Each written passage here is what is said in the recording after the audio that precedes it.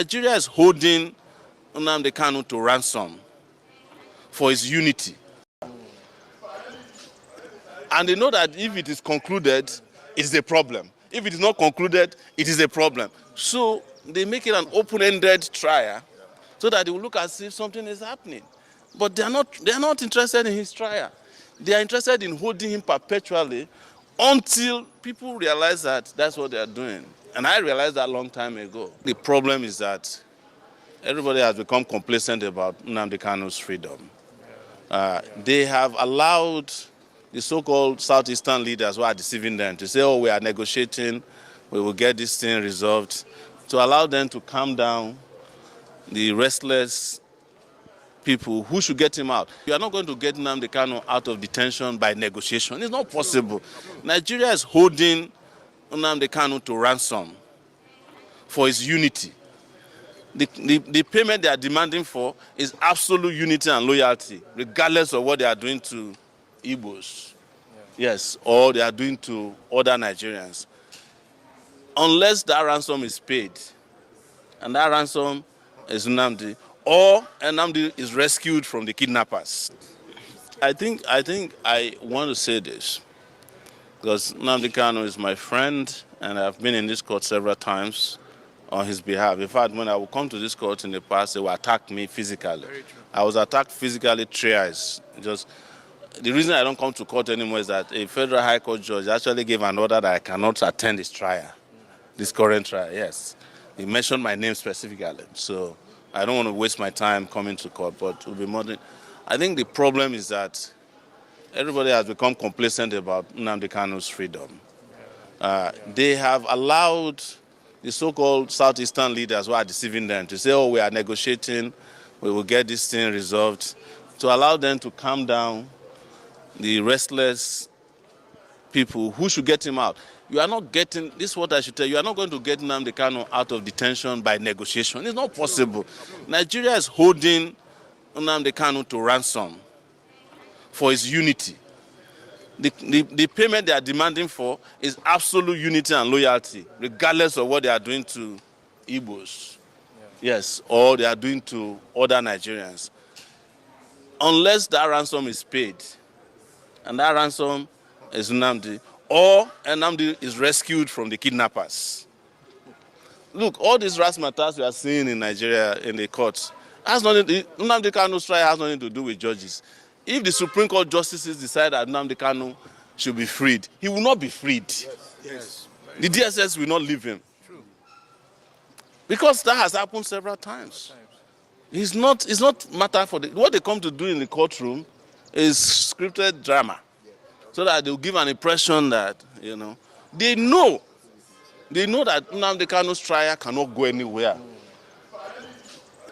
And they know that if it is concluded, it's a problem. If it is not concluded, it is a problem. So they make it an open-ended trial so that they will look as if something is happening. But they are not interested in his trial. They are interested in holding him perpetually until people realize that that's what they are doing. And I realized that a long time ago. In fact, when I met Nnamdi Kanu, I used to say, I met him in New York when I was on my way to Nigeria in 2019. At the time I got arrested for revolution now. And he was telling me, I've told this story several times, he said, Shore, you are mad. How are you going to Nigeria at this time? They just tried to kill me in my father's house. And they killed 20-something people. I barely escaped. I said to him, and it came to pass, if they need you and they want you, wherever you are hiding, they'll come and get you. And that's what they did to him by going to Kenya. They abducted him. Till today, nobody can tell you how Nnamdi Kanu got to Nigeria officially. It was a kidnap, an international kidnap action. And you cannot cure that flaw in his trial.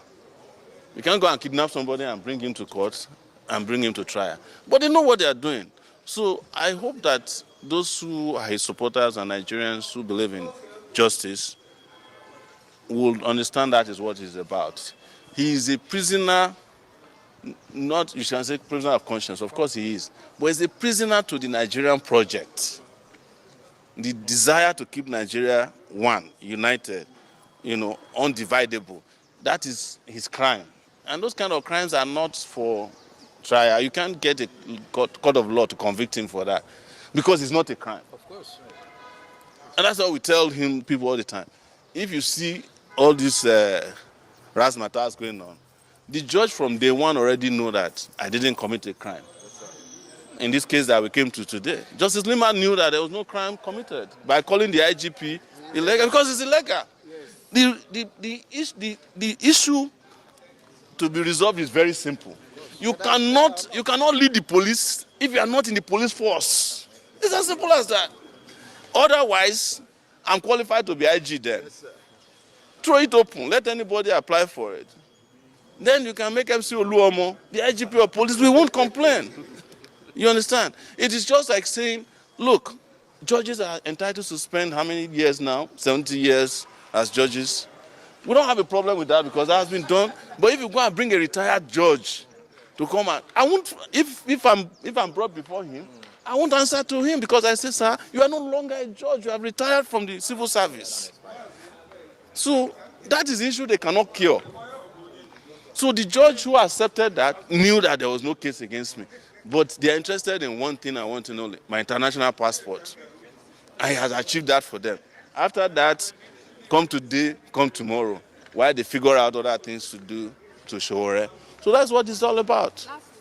Yes. The chairman is saying that the perception that they are not interested in prosecuting high-profile cases is false, and that the agency is committed to that. He made that remark in Masaya over the weekend. The EFCC chairman knows that it is time to replace the eagle in EFCC with a dove. Or a chicken. No, a dove is harmless. No, a broiler chicken. Yes. Chicken can be aggressive sometimes.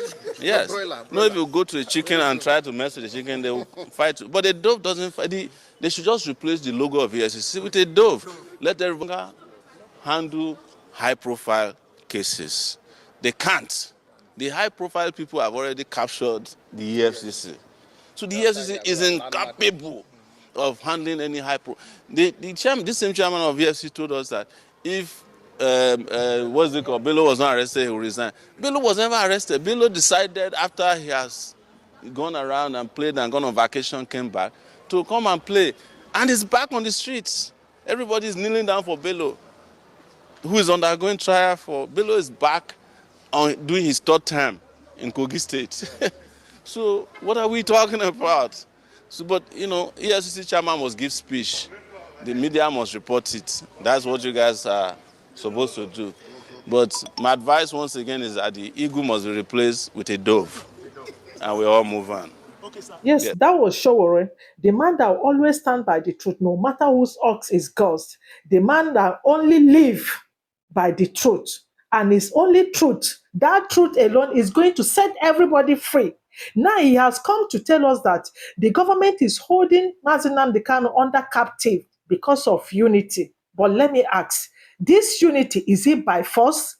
I believe when you are forcing anything on anyone, it can never last because it's not from the person's mind.